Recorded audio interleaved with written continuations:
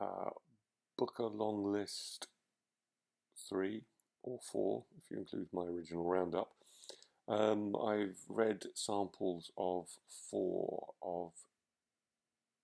more of the long list via Amazon.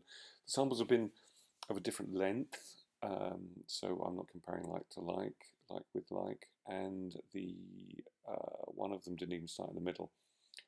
I have to say, of the roundup so far, I've found these less to my taste, and one or two to the point where I'm not sure I really should have a strong opinion on them because I just don't think they're for me. Um, it doesn't feel as though I would ever read them. Um, but that's not to say that they're not great novels. There are plenty of great novels that I just sort of don't interest me. Um, let's start with Serious Sweet by A.L. Kennedy. As I've said, I can't bear the cover and I really hate the name. Um, this is a difficult one for me because I found it to be doing something I think important. I think um, it is trying to reveal the lived experience of ordinary people, um, not broken people, not extreme people, but sort of people who are damaged as we are all damaged in life. Um, and she's doing this by internal monologues. Um, at least the bit I've read, the two slightly extended monologues. Um, and I think she's doing this well. It's clever in a kind of in a in a I think in a way that's not slick or affected.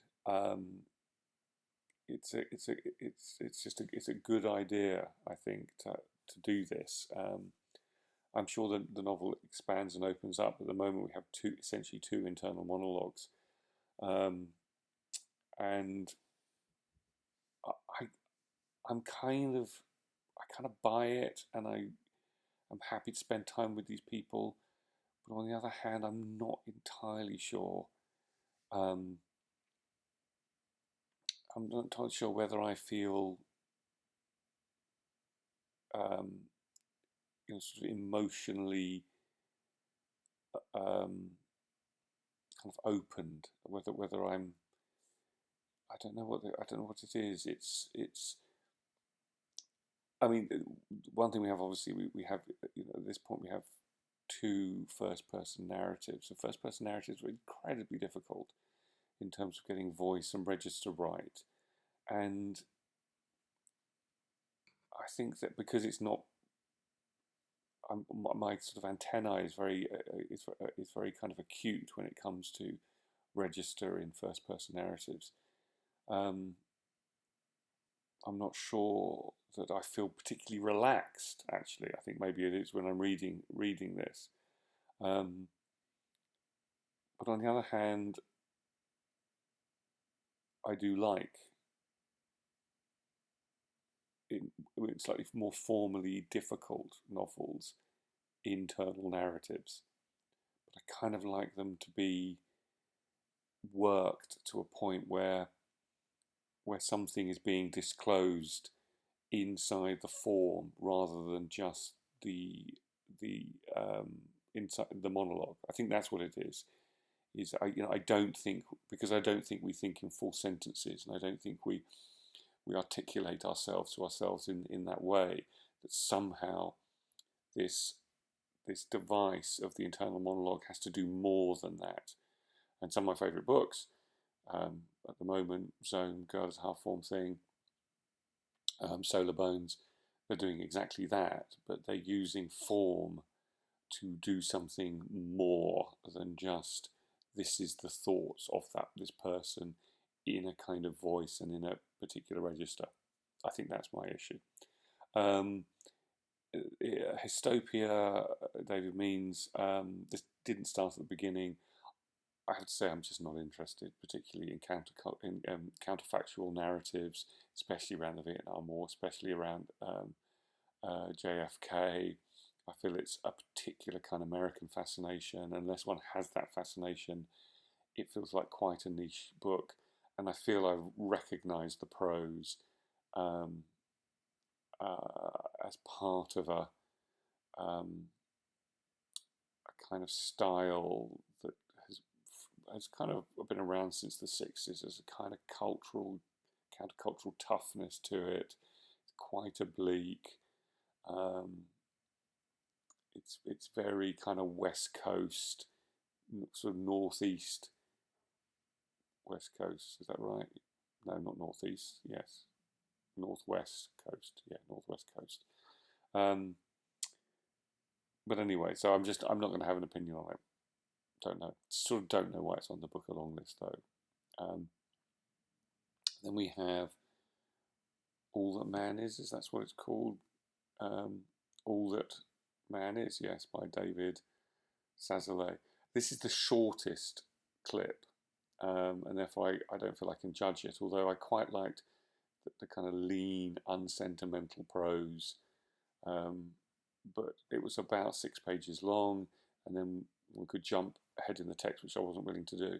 Um, I'd need more to commit myself to this. It doesn't feel as though it's going to um, do anything extraordinary, but I don't think I have enough to judge, and I think I'm going to sneeze. So forgive me if I suddenly sneeze. Finally, excuse me, sorry. Where was I? Okay, yes, Madeline Tien's "Do Not Say We Have Nothing." Um, this is the extract was much longer than this, 15, 20 pages.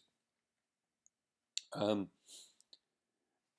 I don't know what I think about this. Its prose is sort of just above serviceable, but it's a gentle unfolding of a novel, about a culture that I don't know particularly much about.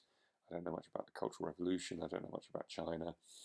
Um, um, it has a couple of things that I'm not entirely sure of or sure about, which is I don't really like a sort of child narrator.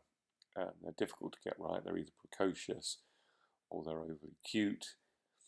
Um, and it has a kind of classic novel conceit, which is there's her father is. I'm going to sneeze again. Her father, I don't want to give it away. I mean, it happens in the first few pages. So her father leaves, goes back to China or Hong Kong, kills himself. They don't really know why.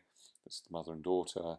There's some boxes under the table. They appear to contain his life. Kind of called the Book of Records, and obviously it's going to be how we find out about his life. And I find that's a kind of classic novel conceit. Oh, we found this kind of archive. We found this book. Book of Records feels a bit cute, a bit hackneyed. On the other hand, its subject matter is really interesting. I mean, her father is a concert pianist. He has a mentor who's a great composer from China. Um, you know, they were obviously around during the Cultural Revolution. I have no idea what happened to kind of high art during the Cultural Revolution. I know what happened in Soviet Union. I don't know about this. Um, we then have the daughter of the mentor. She comes to Canada. It's essentially the point of departure is the Chinese immigrants in Canada. And the daughter comes. She's been involved in Tiananmen Square. There's an enormous amount here. And I kind of feel that I do want to read it. Also, the very interesting thing, it has a lot about Chinese language. So she talks about Chinese characters, and you see the Chinese characters, and you learn how Chinese characters develop, and that's very interesting on the page to see these Chinese characters. You don't see that, and there's musical notation. So there's kind of a lot to it, and we know she grows up to become a mathematician. I mean, mathematics and music are interesting bedfellows. But So I probably will read it, but it does feel like a kind of classic Booker longlist, shortlist, possible winner. Sort of big, rich, about a different culture, the stuff we learn. It's very kind of human. Um, um, and books like this have won in the past. So at the moment, I would say this will make the shortlist.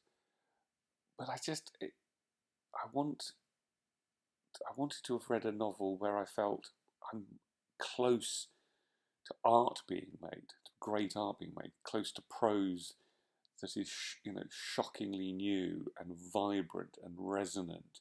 That I'm in proximity to something really special, and none of these have that. These are just good novels. They, good storytelling. There's a bit of formal invention. There's some good prose. I can see why they would be on a longer long list, but not necessarily on this long list. Um, but I can see that with Solar Bones, Mike McCormack, which it wasn't just me who thinks it should be on a long list.